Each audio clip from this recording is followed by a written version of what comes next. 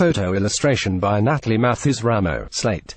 Photo by Apple. Most of the time, Apple is relentless in its releases of new devices and the operating system that powers them, the better to keep pace with competitors like Android.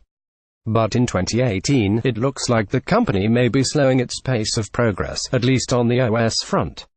According to reports from Axios and Bloomberg, Apple is delaying some features originally planned to debut this year in iOS 12 in favor of focusing on improvements centered around reliability and performance. For iOS 12, Apple has been working on additions like a redesigned home screen upgrade, a multiplayer mode for augmented reality games, and a merger of the third-party applications running on iPhones and Macs, Bloomberg's Mark Gurman wrote, citing unnamed sources within the company. While core features like the combined apps platform are still on schedule to be introduced this year, some flashier changes like the redesigned home screen will likely be held back until the 2019 software update. Other features you likely won't see in iOS 12 include a revamped photo management app and an update to Apple's in-car user interfaces.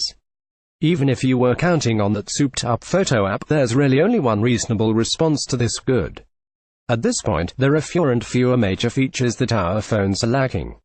Most of the big iOS 12 features Apple left on the cutting room floor, that we know of based on these leaks, were redesigns and upgrades of existing apps and utilities, rather than new features.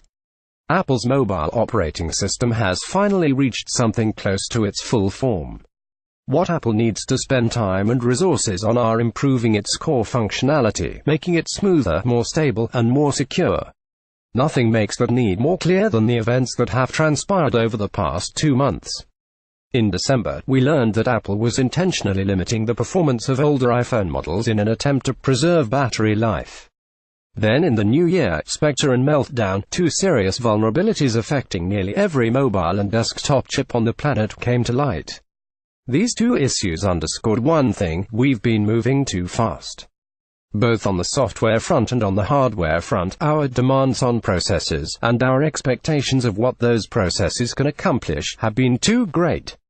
Developers and engineers have been able to keep up, but only by making compromises, whether in terms of processor longevity or cybersecurity, that made us all vulnerable. Apple's battery-related troubles, for example, are an indicator that the company has improved its OS year after year without giving enough thought to the demands its new capabilities would have on older devices' chips and batteries. The result: Apple had to issue a patch to slow down some core functionalities so that device battery life would remain satisfactory. This isn't acceptable. Greater considerations should have been made to ensure new versions of iOS run without causing crashes and restarts on older devices. Anything less is tantamount to planned obsolescence, a charge the company is going to have to fight in a litany of class action lawsuits. Spectre and Meltdown, meanwhile, are problems of no fault of Apple. In fact, Apple responded to the pair of threats quite quickly, issuing patches for Macs and iOS devices shortly after the vulnerabilities were made public. But now that we're aware that these two issues have been plaguing generations of chipsets, it raises questions about what other sorts of threats may be lingering at the core of our personal devices.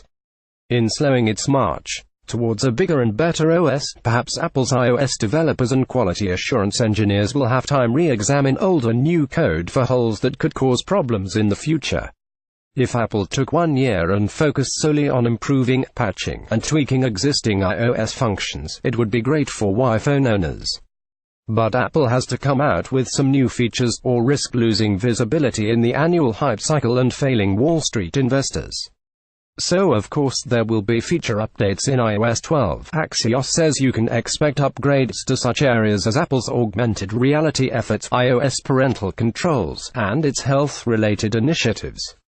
If you're disappointed that iOS 12 won't hold a bunch of new surprises, don't be, when Apple has shored up the nagging little performance issues, reduced the number of inexplicable bugs seriously, how did that iOS 11 letter I bug slip through the cracks, and improved efficiency on older devices, you'll be much happier in the long run.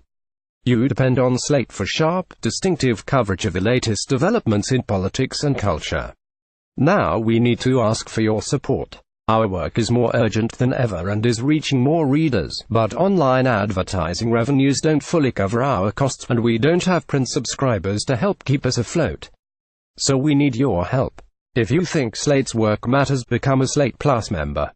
You'll get exclusive members-only content and a suite of great benefits, and you'll help secure Slate's future. Join Slate Plus.